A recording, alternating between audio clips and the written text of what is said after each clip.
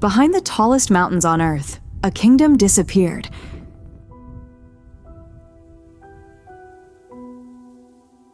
Not because someone attacked it, not because it fell apart, because it chose to hide.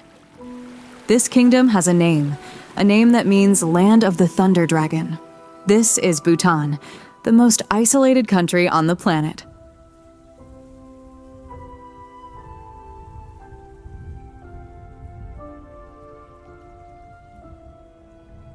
For hundreds of years, while empires came and went across Asia, this nation sat quietly behind the Himalayas.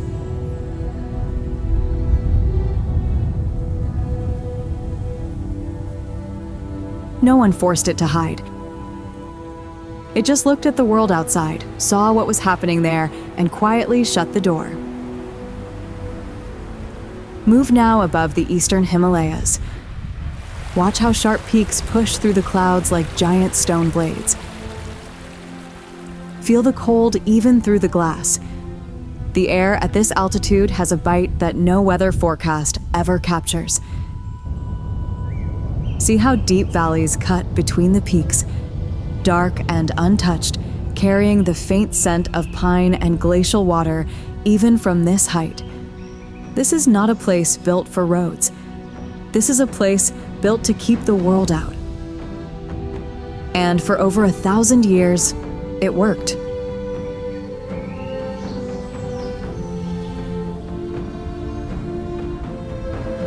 Now, drop toward the only airport in this hidden kingdom.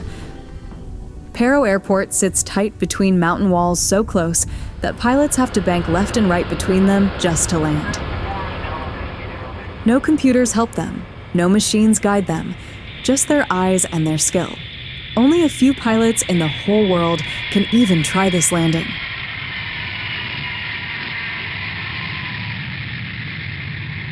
The plane drops fast. The wings tilt near the rocks. And then, the wheels touch the narrow runway, built into the valley floor, with a sound like the earth itself, sighing.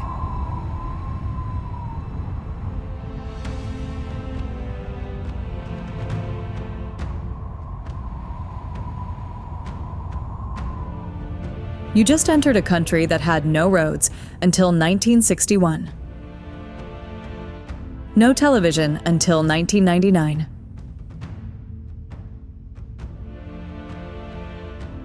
A country that built its entire identity around one question the modern world forgot to ask. And the answer to that question is about to complicate everything you think you know about progress. But something is changing. The walls are starting to crack. And what happens next will decide if this kingdom survives or dissolves into the same story every other place on Earth is already telling. This is Bhutan, and it will not let you leave unchanged.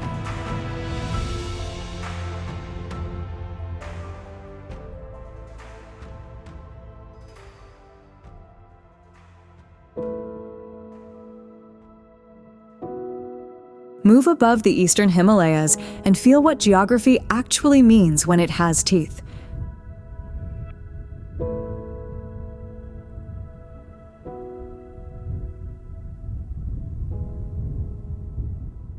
The earth here does not roll or slope. It rises like a verdict. Peaks taller than 23,000 feet stand shoulder to shoulder.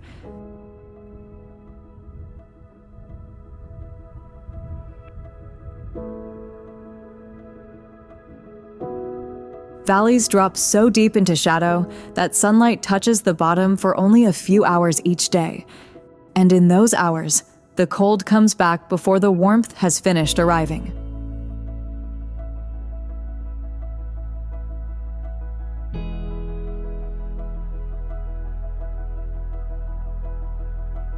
Behind this wall of ice and stone, an entire kingdom hid in silence for hundreds of years.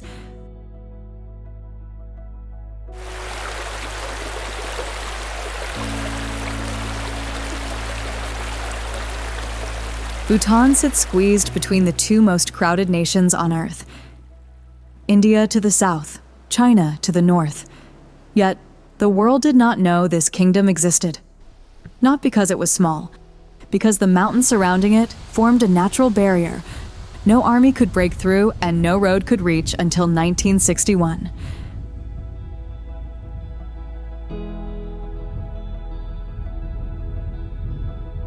Descend now toward Paro International Airport and feel what every visitor feels on final approach. Fear.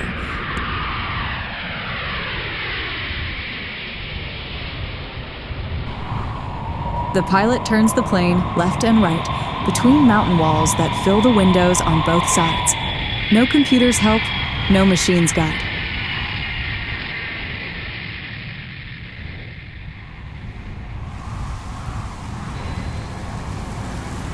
The plane drops fast toward a runway that is only 3,937 feet long, sitting at 7,300 feet above sea level.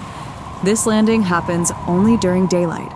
After dark, this airport simply ceases to exist.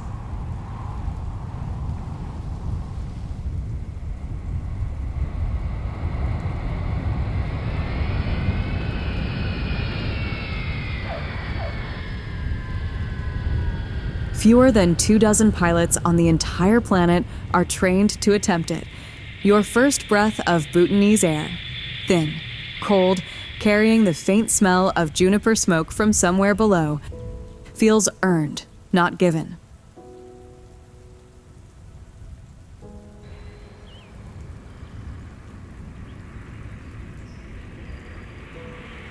Bhutan had no paved roads until 1961. No airport until 1968. No way to enter except by foot or horseback for the entire history before that. Over 20 peaks in this country rise above 22,965 feet. The highest is Gangkar Puensum at 24,836 feet. The tallest unclimbed mountain on Earth. Not because climbers haven't tried, because the government banned all mountaineering above 19,685 feet. Permanently. Because the gods who live there, in the kingdom's understanding, deserve peace. The first Europeans to reach Bhutan, 2 Portuguese Jesuit priests in 1627, spent months crossing mountains just to arrive. They stayed briefly. They left.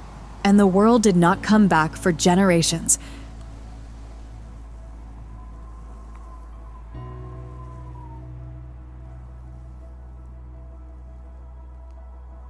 But here's the truth that changes everything that follows. Geography alone did not create this isolation. The mountains were the first wall. The kingdom built every wall after that by choice. The Himalayas made an impressive fortress. But someone had to lock the doors from inside and keep them locked while every neighbor opened theirs. The story of how an entire kingdom chose to disappear from the world is about to begin.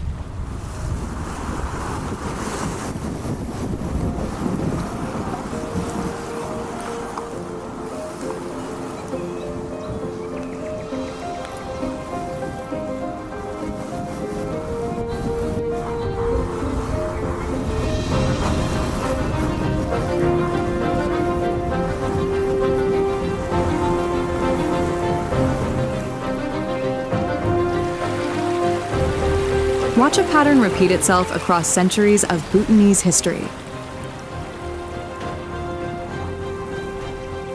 Every time the outside world knocked on the door, Bhutan answered with silence. The British Empire, at the peak of its power, sent a man named George Bogle in 1774 to build formal relations. He tried. He failed. He left behind only written records of a kingdom that wanted nothing from the world's most powerful empire, while the rest of Asia changed throughout the 20th century, building railroads, factories, and colonial-era trade routes. Bhutan sat behind its mountains like a country that had already made its decision and saw no reason to revisit it.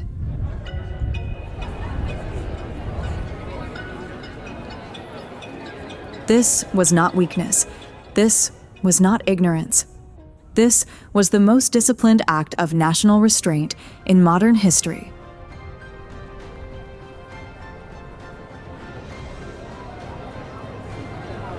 Bhutan's leaders watched neighboring kingdoms gain wealth but lose their identity.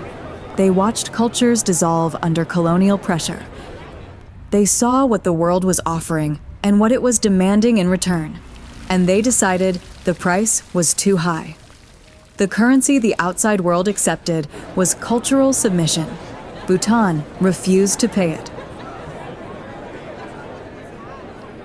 Bhutan's monarchy was founded in 1907 when Ugyen Wangchuck united scattered territories under one crown. He became the first Dragon King. His family still rules today. Foreign tourists were completely banned until 1974. Even then, the government allowed only a limited number under a strict policy, high value, low impact, charging high fees deliberately to keep numbers small enough that culture would not be trampled by the footprints of the curious. Bhutan still has embassies in fewer than 10 countries. It joined the United Nations only in 1971. One of the smallest diplomatic footprints of any sovereign nation on Earth. Here is the detail that makes the depth of this isolation real. When Bhutan finally introduced television in 1999, its people had never seen foreign advertising. They had never heard global pop music in their living rooms. They had never been sold the idea that their lives were insufficient. And they genuinely did not know that the marijuana growing freely in their fields, wild plants covering hillsides, common as weeds, had any use. They fed it to pigs. It was livestock feed. That one detail tells you more about how completely sealed this kingdom was than any political history. A country so untouched by the outside world that it missed a discovery that had reached every other culture on Earth centuries earlier. But the most remarkable chapter of this story is not that Bhutan chose isolation. It is what one king did with the power that isolation gave him. He gave it away.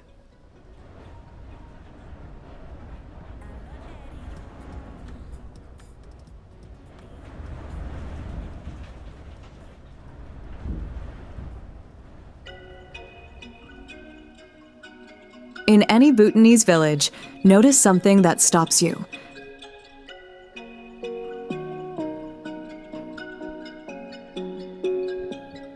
Photographs of the king hang in homes, shops, and monastery walls.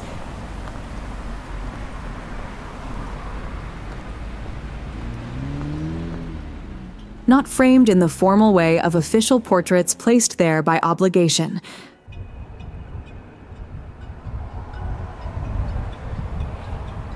Placed there by people who wanted them there.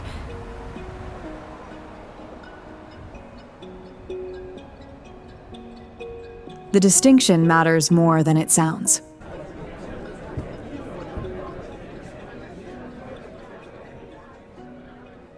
In 2008, the fourth king, Jigme Singye Wangchuck, did something that has no clear parallel in modern history. He gave up absolute power. He transformed Bhutan from an absolute monarchy into a constitutional democracy. Nobody forced him. No revolution demanded it. No foreign pressure required it. He looked at the total control he held over an entire nation, every law, every resource, every decision, and concluded that his people deserved more than a king.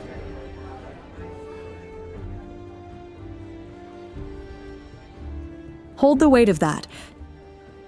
Not the political act, the human one.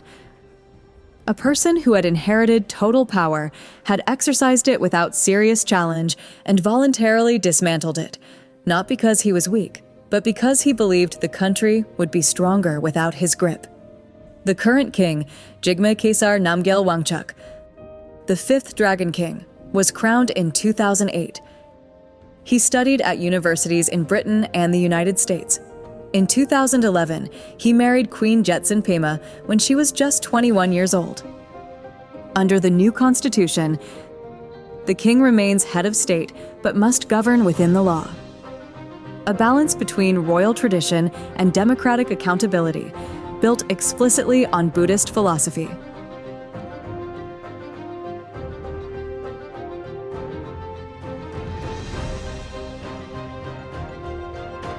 The man who peacefully handed over his crown left behind not emptiness, but a question.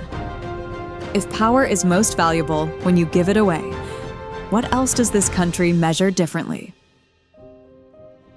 The answer to that question had already been written.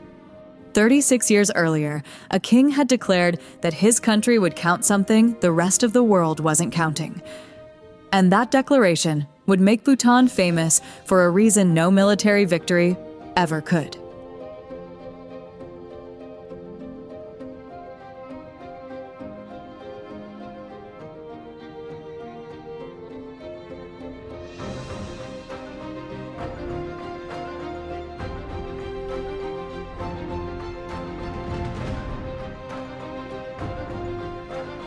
In 1972, while every nation on Earth competed to grow their gross domestic product, the accumulated sum of transactions, production, and consumption used as the universal yardstick of national success. Bhutan's fourth king made a declaration that economists initially dismissed as philosophy. His country would measure something completely different: gross national happiness. It became actual law, built on 4 pillars: sustainable development, environmental conservation, cultural preservation, and good governance. Measured across 9 domains and 33 specific indicators, covering psychological well-being, community vitality, time use, and ecological diversity. Dimensions no GDP measurement has ever attempted to capture. Bhutan created a Minister of Happiness, a government position that exists nowhere else on the planet.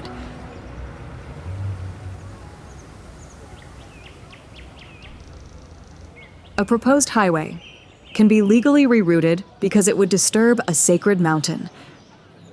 A profitable factory can be rejected because research shows it would reduce community bonds. These are not hypothetical scenarios. These are real decisions made using GNH assessments that carry legal weight, choices where happiness functions not as an aspiration, but as an administrative criterion. Commercial advertising that fuels materialistic desire is restricted by policy.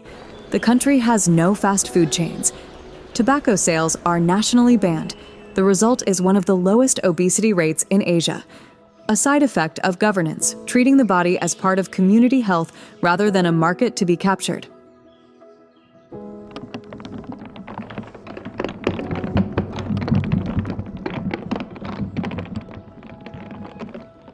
But the critics' question persists, and it deserves to be heard honestly. Does measuring happiness actually create it? Bhutan's per capita income remains low. Youth unemployment is rising. The generation raised on GNH philosophy is quietly leaving for countries where opportunity doesn't require a minister's approval. The framework has produced a genuinely different kind of society. But whether that society feels what its measurement system claims to measure is a question its own people are beginning to ask out loud. GNH is not utopia exported. It is a serious, flawed, ongoing attempt to govern toward a different purpose. And above the valley where this experiment began, a monastery clings to a cliff. Proof that Bhutan has always been willing to build where most people would say it's impossible.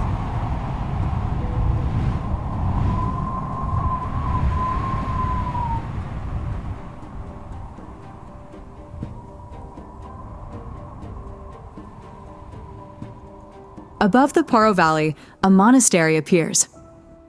White walls and golden roofs fused to a vertical cliff face 3,000 feet above the valley floor, hanging between earth and sky like something the mountains decided to keep for themselves. This is Taksang, the tiger's nest. Built around the cave where Guru Rinpoche is said to have flown from Tibet on the back of a flaming tigress in the 8th century. He meditated here for 3 years, 3 months, 3 weeks, 3 days, and 3 hours. Then, he brought Buddhism to the Himalayas. The hike takes 2 hours up a steep mountain trail. Your lungs burn in the thin air. Your legs tremble on narrow paths cut from rock. Pine trees line the route in silence, the kind of mountain silence that has physical weight, interrupted only by wind and the distant bells of a monastery you cannot yet see. Then, through a gap in the trees, the sight arrives. Your brain rejects what your eyes confirm. Buildings do not hang from cliffs. Faith does not defy physics. Humans do not build where gravity forbids. Yet here it stands, and has stood for centuries, above mornings and monsoons and wars and decades that toppled every other certainty in the region. Move closer, and the monastery fills your senses completely. The thick smell of butter lamps and incense carried on cold air. The low vibration of monks chanting, a sound that seems to come not from any single throat, but from the stone itself. Prayer wheels catching wind at the entrance, spinning mantras into the mountain air at a speed and constancy that outlasts any individual prayer. Vajrayana Buddhism shapes 85% of Bhutanese life. Not as Sunday ritual, but as daily practice woven into every meal, every greeting, every prayer flag carrying mantras into the wind. Approximately 12,000 monks and 5,000 nuns live across 200 monasteries. Some enter monastic life at 6 or 7 years old. They wake at 4:30 a.m. for meditation in rooms lit only by butter lamps. They study philosophy for decades. They live by vows of simplicity and compassion in a world that increasingly rewards neither. The Je Khenpo, Bhutan's highest spiritual leader, advises the king on ethical matters. He is selected from the most learned monks and serves for life. Tiger's Nest faces a threat no ancient demon could match. Rising tourist numbers strain the fragile trail and the sacred silence. Bhutan is now forced to choose between sharing its holiest site and protecting the stillness that makes it holy. It is the same choice it must make everywhere, and the answer is never as clean as the philosophy.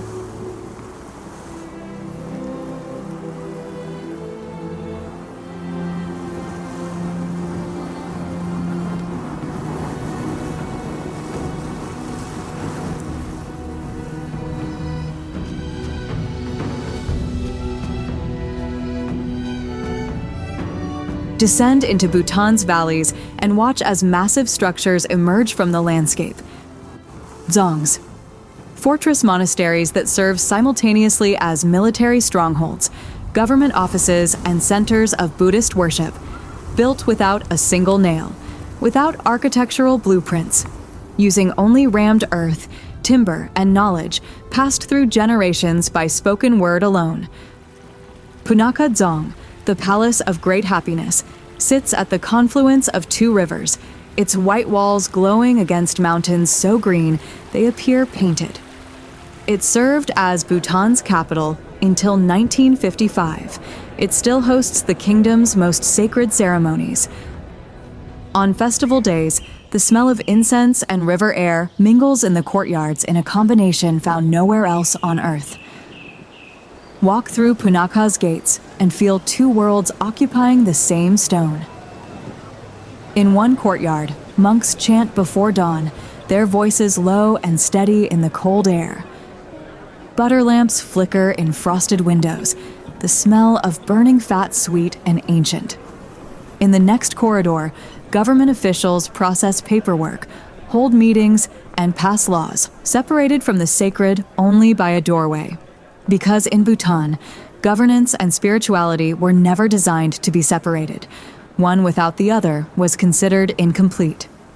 Trongsa Dzong perches on a ridge in central Bhutan, controlling all trade between east and west for centuries. It served as the birthplace of the Wangchuck dynasty that unified the nation. Bhutan's longest suspension bridge, 518 feet at Punakha, connects communities to the Dzong, draped in prayer flags that snap and flutter in the mountain wind with a sound like distant applause. Master builders carried entire Dzong designs inside their memory, passing construction knowledge through spoken word alone. A tradition now facing its most serious threat, not invasion or earthquake, but irrelevance. The hands that maintain centuries-old timber without modern tools are aging. The younger generation is choosing careers in cities and abroad. The knowledge is not dying dramatically. It is simply not being picked up. That quiet disappearance of skill, of memory, of the willingness to carry a tradition forward is a slower kind of loss than conquest. And it is happening inside every wall Bhutan has built to protect itself.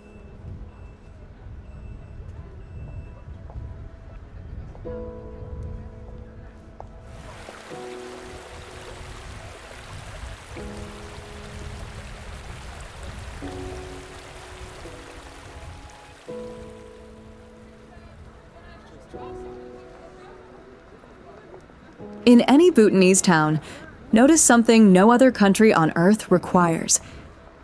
Every citizen must wear traditional dress in designated public spaces. Men wear the go, a knee-length robe tied at the waist, folded precisely, worn with knee-high socks. Women wear the kira, a rectangular dress wrapped and pinned with a silk jacket. These are not festival costumes. They are daily identity, required by law, worn from school classrooms to government offices to market squares. The Parotsechu transforms the Rinpung Dzong into a 5-day festival. Monks in elaborate masks and layered costumes perform cham dances. Sacred choreography centuries old, meant to purify and bless every person watching. The sound of the drums arrives before the monks do, a deep, rhythmic pulse that carries through the valley and draws people from surrounding villages. The audience does not clap. They pray. These are not performances created for tourism.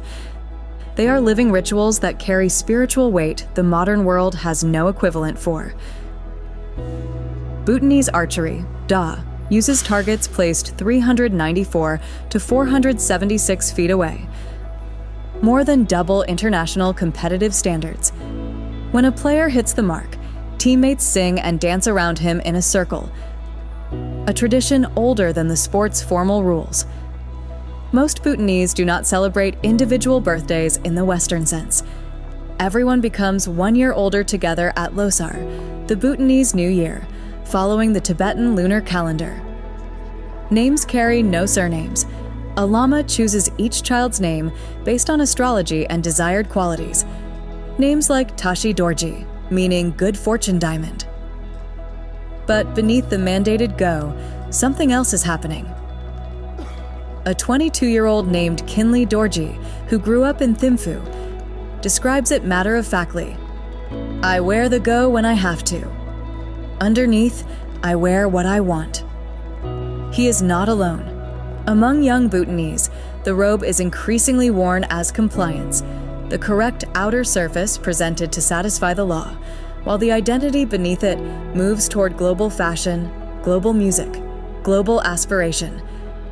Compliance without conviction.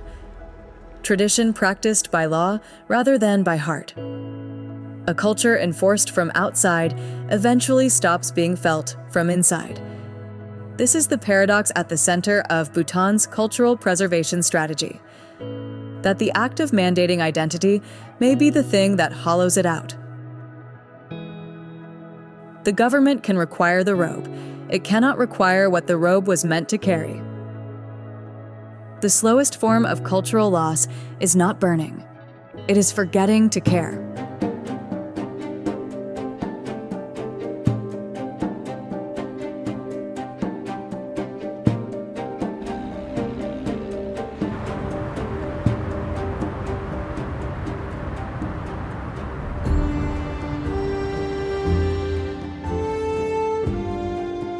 From the air, Bhutan's environmental commitment looks like nothing else in Asia.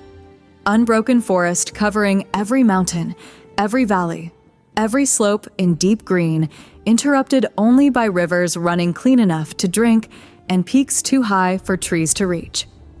This is what a country looks like when conservation is not a policy goal, but a constitutional requirement. Bhutan is one of only 3 countries on Earth that absorbs more carbon dioxide than it produces. Its forests consume approximately 6 million tons of CO2 every year, while the entire nation generates only 2.2 million tons. The Constitution requires 60% forest coverage at all times, not as an aspiration that future governments might dilute. As permanent law that no government can ever change. Protected with the same legal weight as free speech or the right to vote. Walk through Wangchuck Centennial Park, 1,931 square miles of forest connected to other protected zones through biological corridors, and the silence is the first thing that arrives. Not the silence of absence, but the silence of an ecosystem functioning without human interruption. Snow leopards move through the upper reaches. Bengal tigers hold territories in the lower forests. Red pandas and the takin, Bhutan's strange, magnificent national animal, which looks like someone assembled it from parts of 4 different creatures, roam habitats where hunting is constitutionally forbidden. 99% of Bhutan's electricity comes from renewable hydropower, generated by glacial rivers fed by the same peaks the country refuses to let climbers reach. Surplus energy is exported to India, Bhutan's primary source of revenue. And here is the environmental principle that no other government has yet dared to write into law. Gangkhar Puensum, 24,836 feet, the highest unclimbed peak on Earth, will remain unclimbed. Not because the permits are delayed or the logistics are difficult, because the government decided some places belong to the divine, not to human ambition. Whether you share that theology or not, the choice communicates something rare in any government document: the belief that not everything human beings can do, human beings should do. But Bhutan's environmental integrity depends almost entirely on hydropower revenue sold to one buyer: India. Making the greenest country on Earth economically tethered to a single neighbor, a single resource, and a single border. A vulnerability no constitutional forest law can protect against.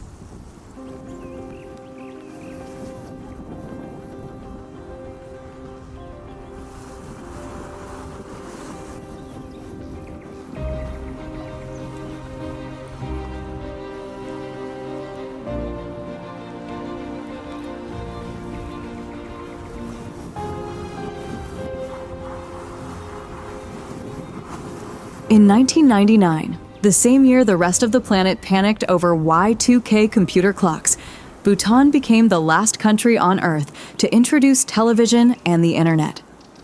Before screens arrived, Bhutanese knew marijuana only as pig feed.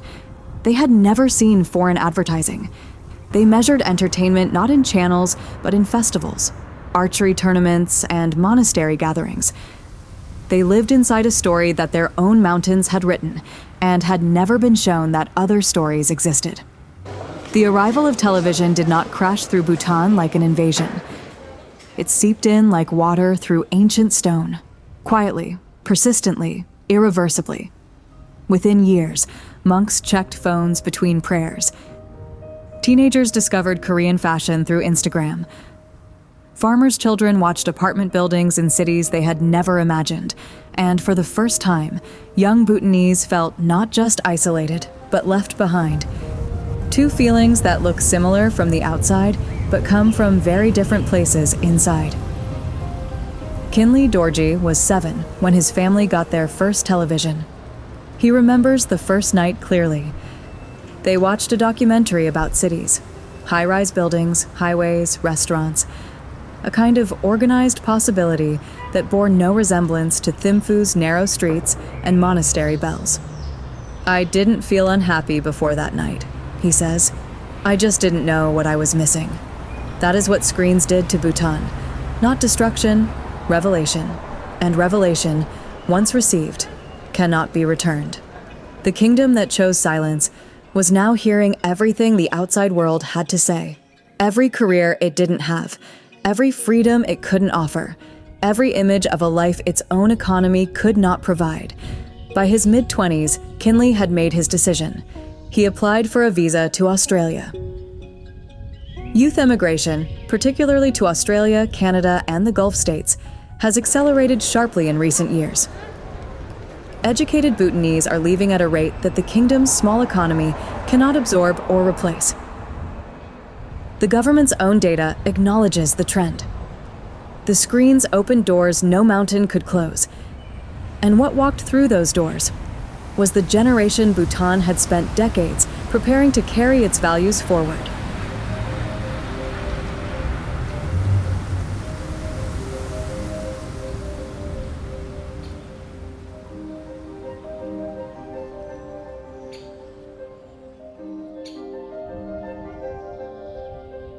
By 2025, Bhutan stands at the most difficult moment in its modern history.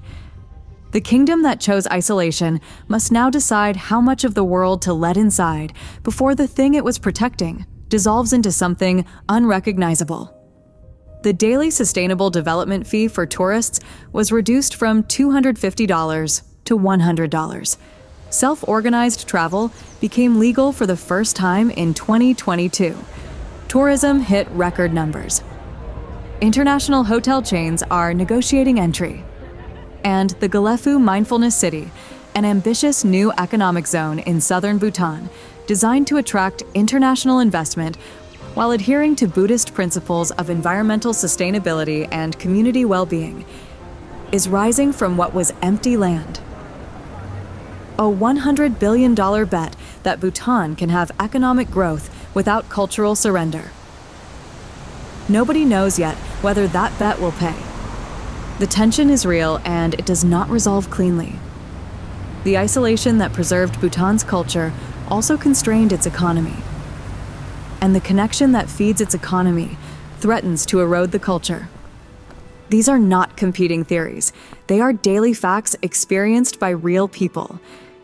Kinley Dorji landed in Brisbane on a Tuesday in March 2024. He works in logistics now. He sends money home every month. On weekends, he meets other young Bhutanese in a city that is home to a growing diaspora of people who loved their country enough to leave it in order to survive economically. "I didn't leave because I stopped loving it," he says. "I left because loving it wasn't enough to build a life." Every young Bhutanese who leaves carries both a personal success and a national wound. Every tourist who arrives brings both revenue and erosion. The country cannot afford to stay sealed. But the question of what it becomes once fully opened is one that no economic model has yet answered. Bhutan holds one advantage no other nation can replicate: a population that still, in meaningful numbers, genuinely values something beyond wealth. A constitution that legally protects forests and culture. 12,000 monks who still wake at 4:30 a.m. to chant prayers that have outlasted empires. The question, and it is genuinely open, is whether philosophy can survive economics. Whether a value system strong enough to shape a constitution is strong enough to survive a generation that has seen what else is possible. The Thunder Dragon is choosing. And the choosing is not over.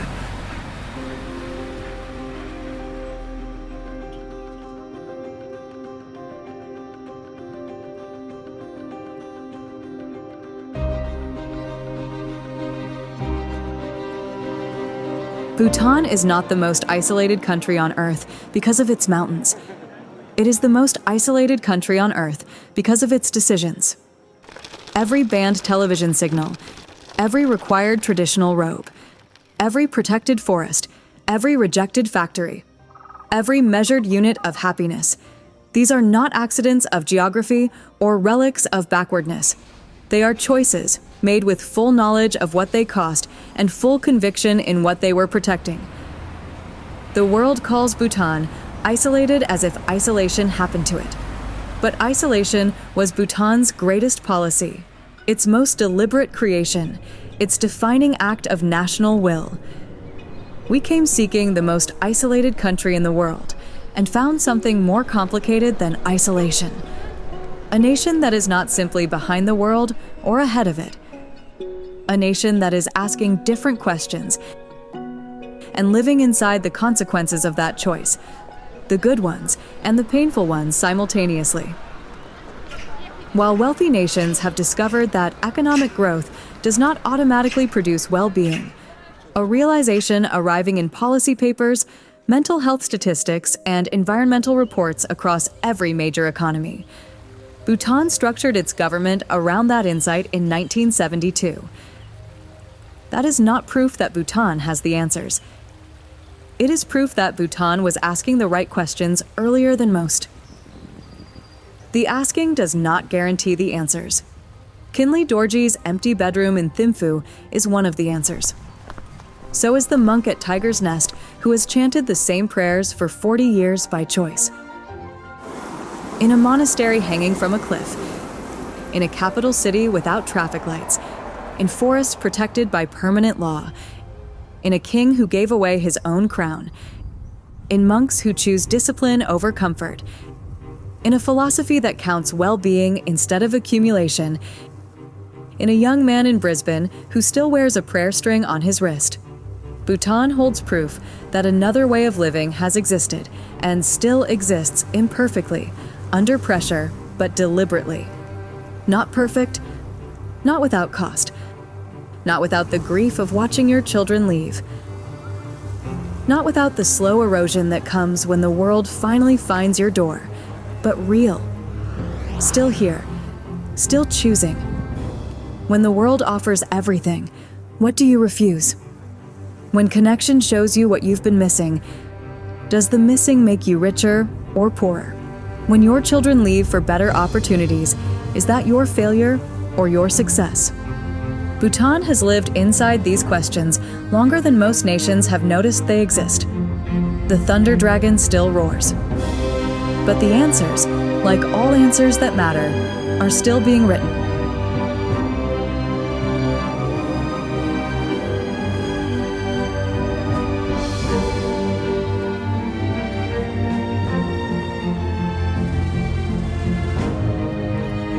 Bhutan should not exist in the modern world.